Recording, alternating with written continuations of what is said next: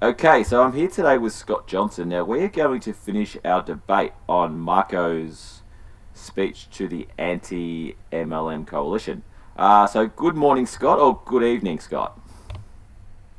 Yes, good evening to me and good morning to you, Glenn. So, how have you been, mate? It's been a while, but it's good to have you back.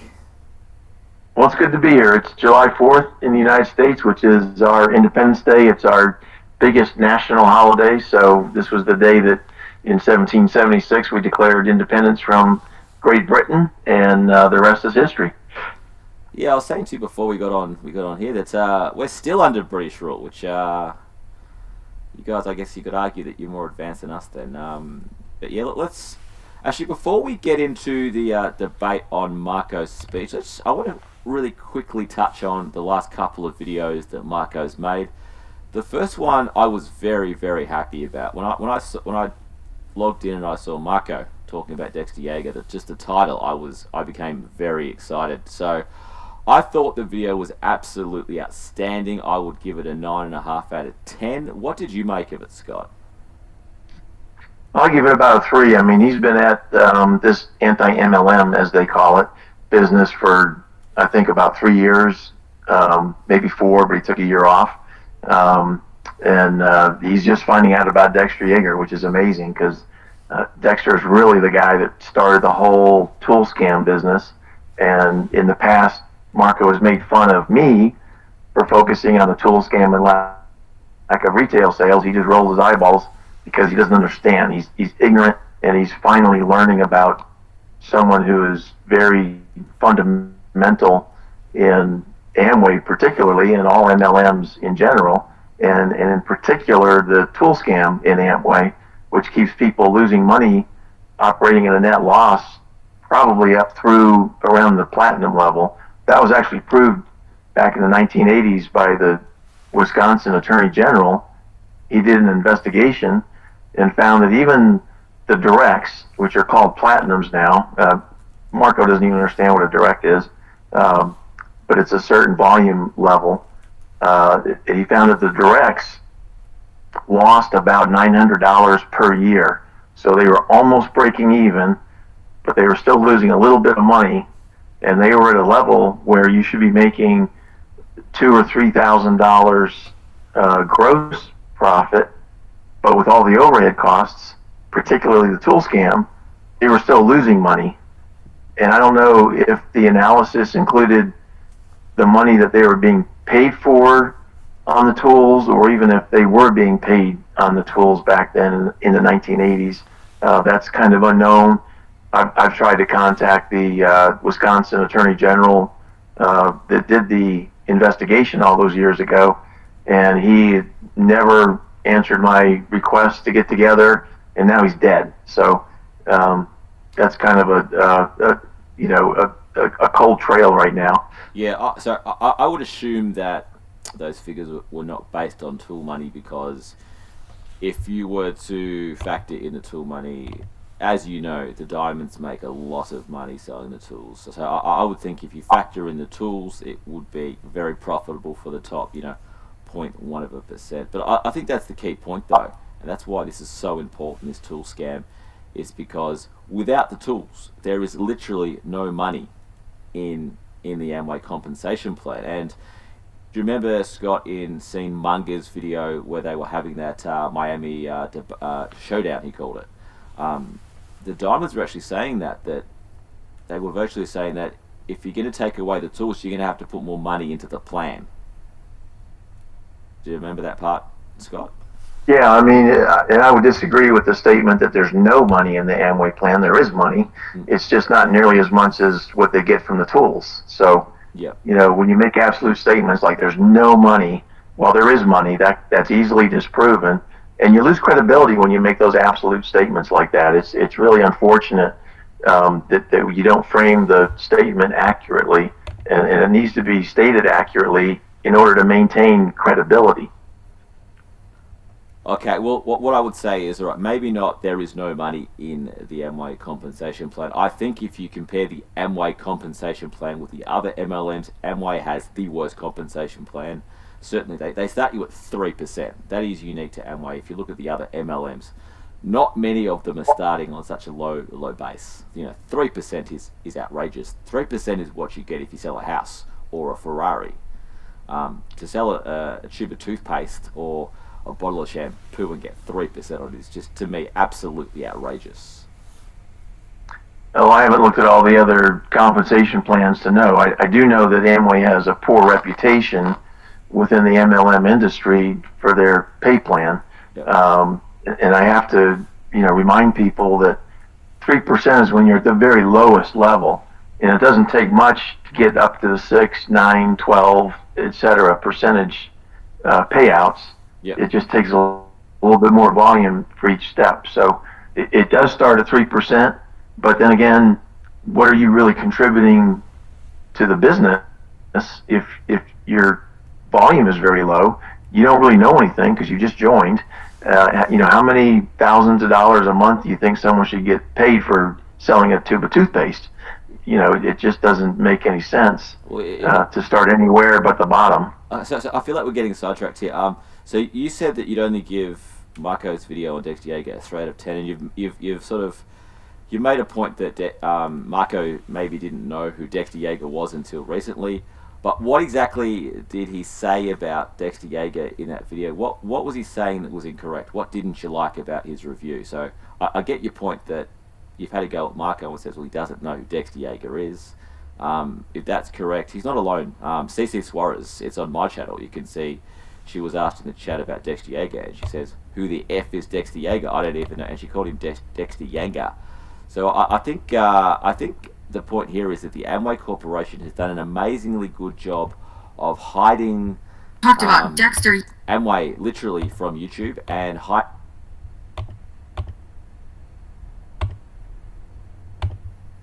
Are you a million years old?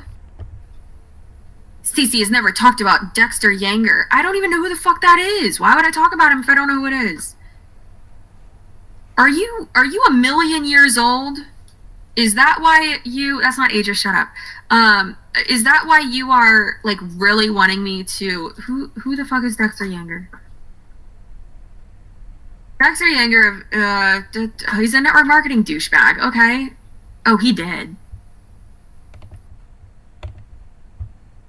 hiding people like Dexter Yager from YouTube. There's a rule in Amway where IBOs are not allowed to make videos promoting Amway on YouTube.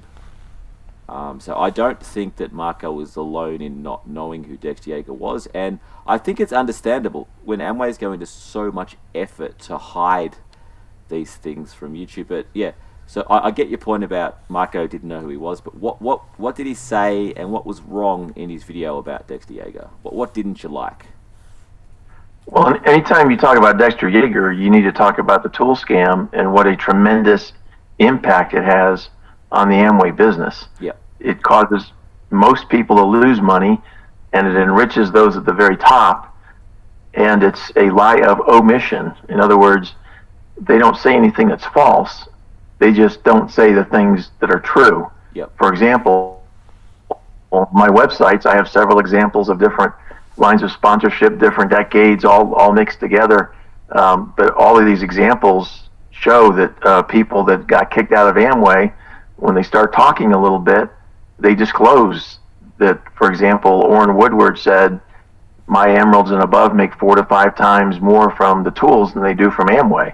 So we're talking 20% or less of their income is Amway. Yep. And the vast majority is tools. A guy by the name of Brig Hart got kicked out. He said, I was making him, and this is him saying it. There's a newspaper article that is a link on my websites. He said, I was making almost $1 million a year from Amway, and I was making $8 to $10 million a year from the tools. Yes. And so that's not commonly known to the prospects or the downline. And if those people knew that, if they read my websites, they would know that.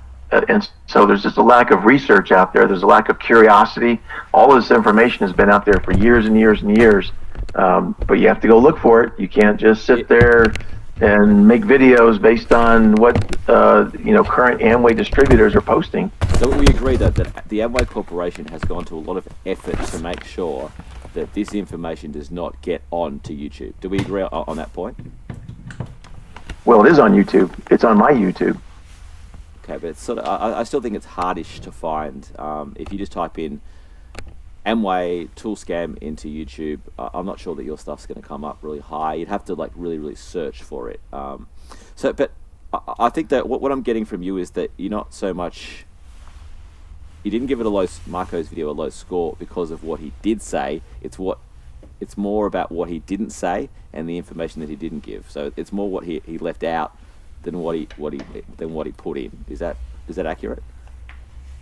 Yeah, he could have a much bigger impact if he talked about the things that I just mentioned. Yeah. But he's very ignorant, so he can only go as far as what he can find in a video. Yep. And just play it and say, isn't that disgusting?